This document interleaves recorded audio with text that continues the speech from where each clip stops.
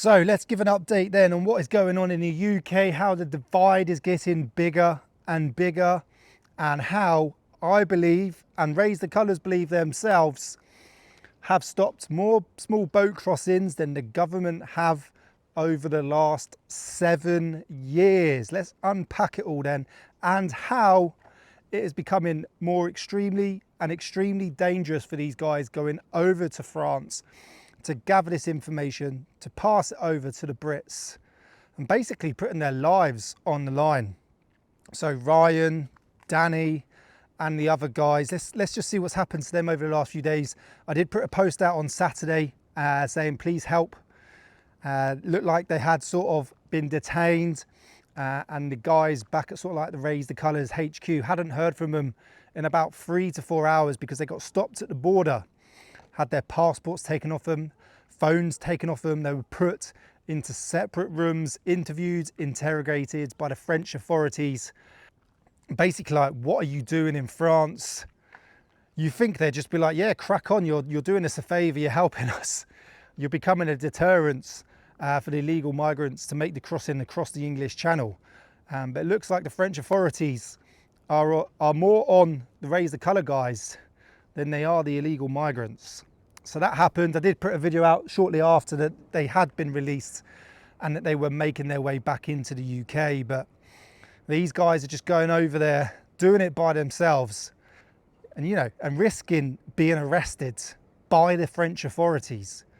They've been stopped multiple times now, either side, on the British side and the French side, had their passports taken off them and been interviewed and interrogated, with Saturday being the most severe. There's also a clip that I'm going to play you now that you'll be able to see. Get in, right? Get in. Get in. Get in. Oh, he's trying to punch it. Fuck it up. Stop, bro. Yeah, where they're now being attacked by the illegal migrants. And in this short clip, the illegal migrant actually tried to attack the vehicle they're in with their fist and what looks like a knife. So it's getting extremely dangerous for these guys. And also they're putting their faces out there. And they've done a few interviews with illegal migrants that say, no, there is no gangs doing this. We just come over, we just make it ourselves. But if there is, these organised crimes, these organised criminals, this is a money maker for them. This is how they make their money. People pay hundreds, if not thousands of euros, pounds, to basically make their way from whatever country it is through Europe to Calais, and then pay to get on these boats to make it into the UK. So you stop this happening, then those criminals, gangs, lose money, a lot of money. 50, 60 people a boat, a couple hundred, a few thousand a person. That is a lot of money. 46,000 or more is it this year in 2025 alone? You do the math on that, on how much money that is. Not including the money making it through Europe as well. So you've got all that money plus what it costs to get on the boat. So that's what's happening with the Raise the Colour guys. We've then also got more protests happening. We've got more divide happening. We've got guys, girls putting up more flags around Britain. Great to see. Great to see our flags fly in, for, makes a change. You should be proud of the flag of your country, of your nation, of your heritage. But there's people going around ripping them down, and it's becoming a little bit more violent now. So, if you do see someone rip a flag down, do try and get it back. But remember, try to stay non-violent, because it's no good. These video clips going out, I know it's stressful, but people will try and twist it on you, and you've got a chance of yourself getting arrested as well. So if they want to be aggressive to you, violent, then let them. You can obviously act in self-defense if you can, but obviously be mindful. But yeah, there's a bigger divide. For some reason, British people don't like seeing the Union flag or the St. George's Cross or the other flags being raised in their own country. Mind-boggling. But the divide is becoming more and more obvious, and we've got to continue trying to bring back our culture, keep our traditions, keep our identity, no matter your background, no matter where you're from. We've got to try and continue this, but you've got to try and stay non-violent, because as we know, they will just try and come and arrest you, and that doesn't help that doesn't help the cause, does it? And it doesn't help if loads of people are getting criminal records or being put in jail.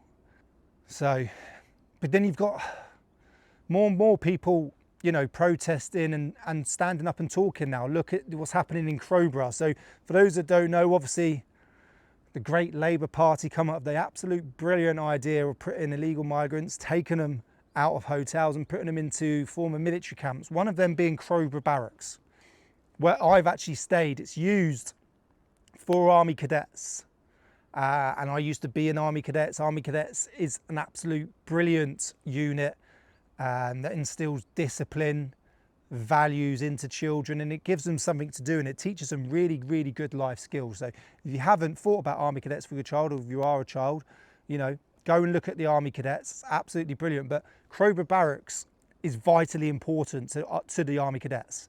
It's one of their main barracks, especially down south, where they go and conduct their training over weekends. And now it's going to be housed, I think it was like saying, from what I read, 600 illegal migrants. And the locals have come out in protest saying, we don't want this in Crowborough and we want to save the Army Cadets. Which is good to see people standing up, talking, becoming that loud majority, and fighting for what is right. But where do we go from here? Where do we go? Because the government aren't listening, we know that. The divide is becoming bigger and bigger. When does these protests become extremely violent? Where is the turning point where there is no turning back? Because we carry on, Britain will be lost, violence will just roam the streets. That change needs to happen. And Raise the Colours have shown that the boats can be stopped. They can be stopped. Just put boots on the ground on the beaches, walk around and you'll find some boats, pick them up and destroy them. Keep boots on the ground, keep patrolling the beaches and prevent the migrants basically making it onto the boats. They've proven it can be done. You'll see a lot of videos on Raise the Colours as well, where the NGOs, the non-profit organisation guys, where it looks like, these guys are helping, they're giving them, the illegal migrants food, clothing, life jackets. And I don't know how true the videos are, but what it looks like is they're actually ferrying them on coaches and other transport vehicles from where their villages are, the villages they've made up, down onto the beaches to help them onto the boats. So they are getting assistance. So a lot of money has gone over to France from the UK, £500 million pretty much, to help prevent these boats from making the crossing. That's what's going on in the UK right now. That is what's going on. The divide is bigger than ever. We've got flags going up, flags being torn down, protests happening, more and more people coming into the country. It's definitely the number one issue in the UK right now. Definitely. And it looks to me, in my opinion, we always say in my opinion, that the government have no clue on what to do right now and how to solve this issue. Because if you do talk about it, you're just branded as far right. Even if you just talk about it, I just like to give you updates on the situation and some of the comments I get on these videos. Yeah. So, but as you would have seen in my previous video, even the United States have come out and says Europe needs to change its course.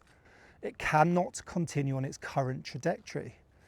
So, yeah, where do we go? Where do we go from here? What's next? What is next for the UK and the rest of Europe? Anyway, with the Raise the Colours guys, the links are in the description to this video. You can go and check out their pages. Danny Tommy's got his own page. You've got Raise the Colours YouTube channel, and they've got their own website as well, where they are collecting donations.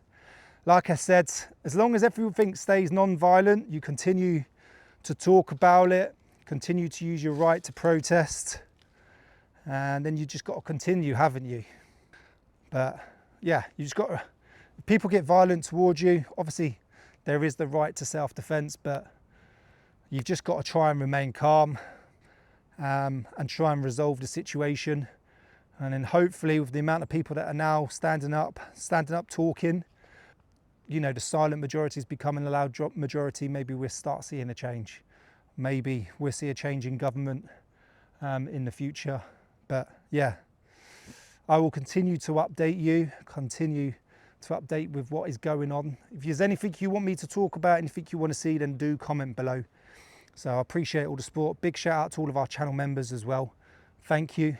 Thank you to anyone who's liked, shared and subscribed. And if you want some amazing tasting coffee, head over to our website. Link is in the description, and we'll ship it out to you. Thanks for watching.